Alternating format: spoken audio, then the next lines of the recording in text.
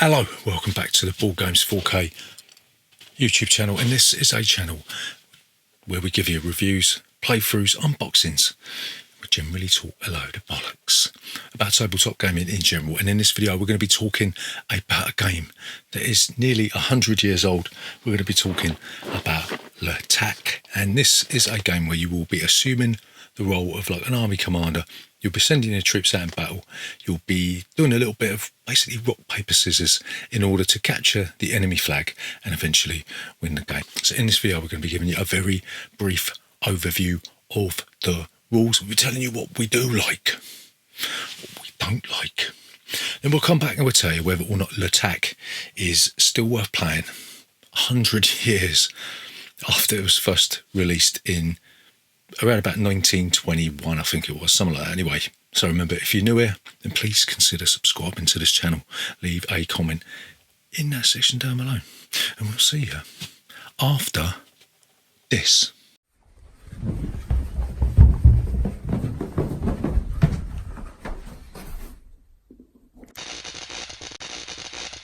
Boardgames 4K. So, L'Attaque.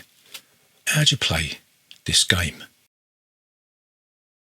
So in L'Attaque, you have got a board with a certain number of squares on it, and some of these squares are made up of river spaces, and you've got to remember that you cannot move into river spaces and you cannot put any kind of troops or anything into a river space. Right.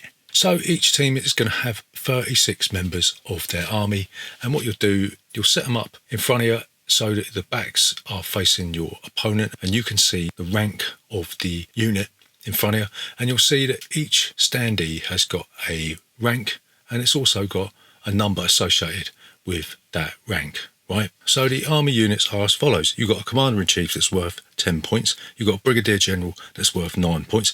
You've got 2 colonels that are worth 8 points each. You've got 2 majors that are worth 7 points. You've got 4 captains worth 6, 4 lieutenants worth 5, 4 sergeants worth 4, 4 sappers worth 3, 8 scouts worth 2, 1 flag worth 1, 4 mines that don't have any kind of value, and 1 spy that also doesn't have any value, right? So what you're going to do, the aim of the game is to try and capture your opponent's flag, and what you'll be doing, you'll be trying to capture the flag by moving a piece in front of it. So there's a lot of units that you're going to be able to capture the flag with, right? The first thing you're going to do is set your units up, right? So you've got to make sure that your flag is well protected. One of the ways of doing this is to surround it by mines. That's what most people do in this game, yeah. And then you'll be placing your other units in a strategic position that will maybe protect your flag and also allow you to get to your opponent's flag quickly. And you've got to make sure that the backs of the units are facing your opponent so they can't see exactly how you set up your units. There's a couple of little things you've got to remember. You cannot place a flag behind a mine that's in front of the river space, right? Because then that'd be stupid, because then you won't be able to get to it. So on your turn, you will be able to move and possibly attack, right? So flags and mines are not allowed to move. They've got to remain stationary throughout the game, right? Scouts are worth 2.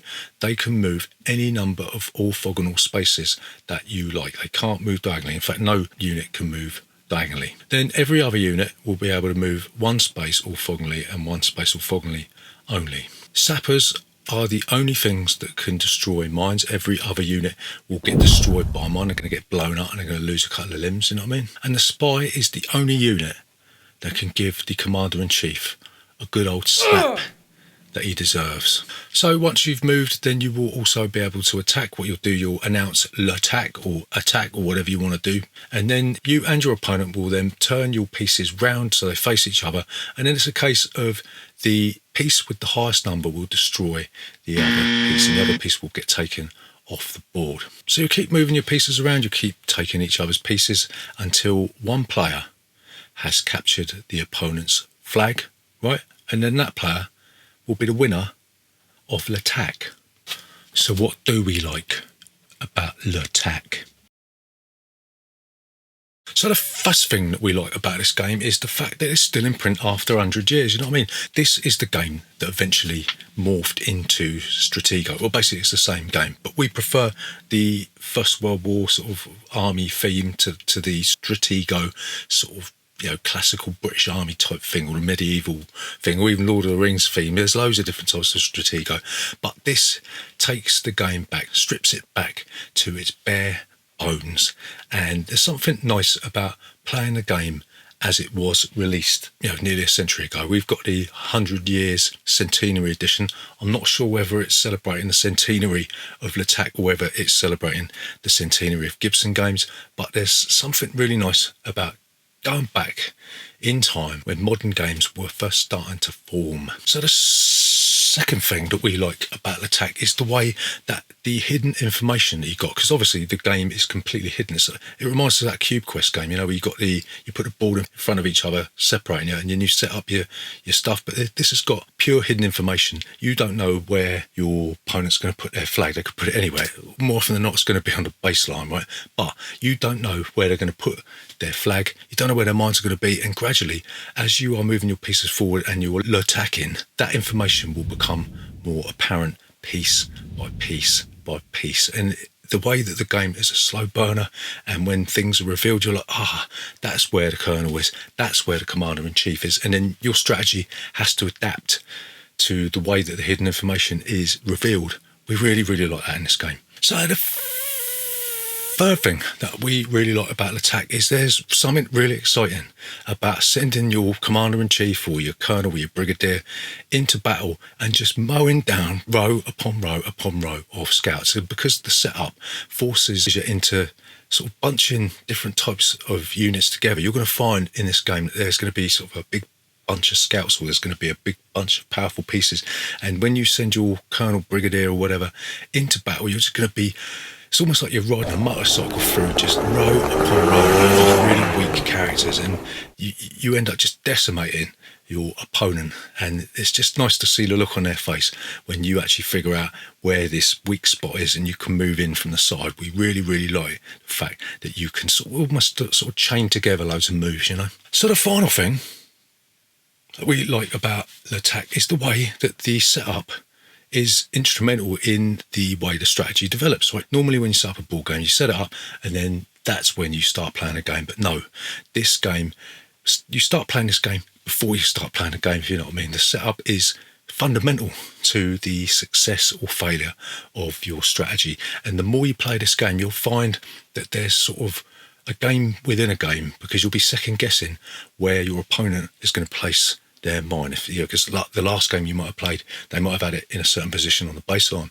but they know that you know that, so they're going to put it close to the river space. So it's going to completely throw you off. You're going to be making a beeline to what you think they're doing, but they can force you into thinking something completely different. Love it.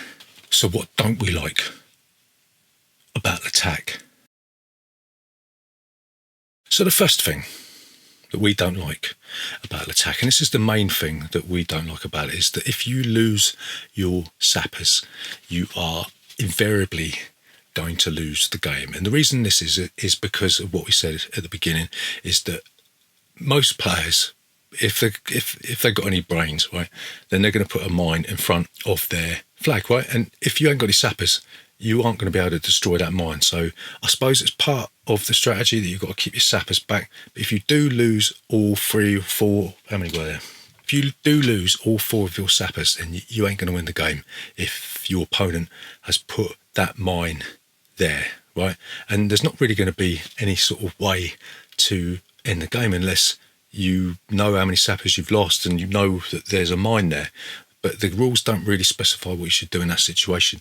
And it's almost like a sort of a letdown when that happens. So the next thing that we don't like about L'Attack is that towards the end of the game, when the board becomes more and more sparsely populated, a lot of turns are just going to be moving a piece forward, then your opponent's going to be moving a piece forward, and then you'll have a little battle, and then you'll know what the piece is, and then you'll be moving a piece forward, and you'll just be like, oh, right, okay.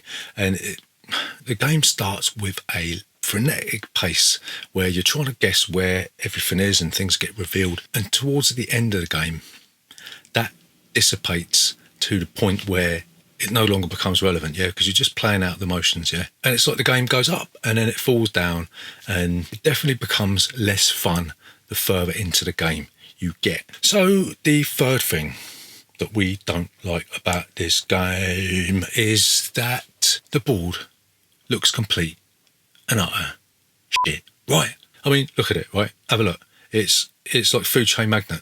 I mean, in fact, this basically, I think Splotter photocopied this board, didn't they? But look at this. That don't even look like water, does it? And the fact that there's no kind of terrain on the board, they haven't even bothered to hire an artist. I know it's 100 years old, but they didn't even bother to hire an artist to draw something on the board. Yeah, right. So the final thing that we don't like about Attack is that it's very easy to knock over pieces when you're reaching into the thick of the mix to pull your piece out to show the other person. When you put it back, you've got two opportunities to create a domino effect in the sense that pieces are going to be falling over. And if they do fall over and they're revealed, then the game is pointless to carry on playing, right? So you've got to be very careful when you are reaching in, and when you've got big fat sausage fingers like mine, it don't really work particularly well. So to summarise, is Attack still worth playing 100 years after it was first released? So we are gonna say yeah, we do enjoy playing this game. It's a good alternative if you like games like chess and drafts and all that sort of stuff. If you like these old classic board games, then Attack is definitely a game you should check out. I mean, obviously, you've got its younger cousin, Stratego, which is essentially the same game, but we prefer the First World War theme in this one. It's a very simple strategy game that can sort of be just relegated down to the simple fact that it is rock, paper, scissors at the end of the day, isn't it? You know, you're just going to be turning around, matching a couple of numbers and just basically doing this, you know. The theme for us does rise it above the abyss of the abstract, and it's still quite fun to strategically outfox your opponent by discovering where their minds are and blowing them up with a sapper, right? So we're going to give Attack 3 out of 5. It is dated, but that's the point.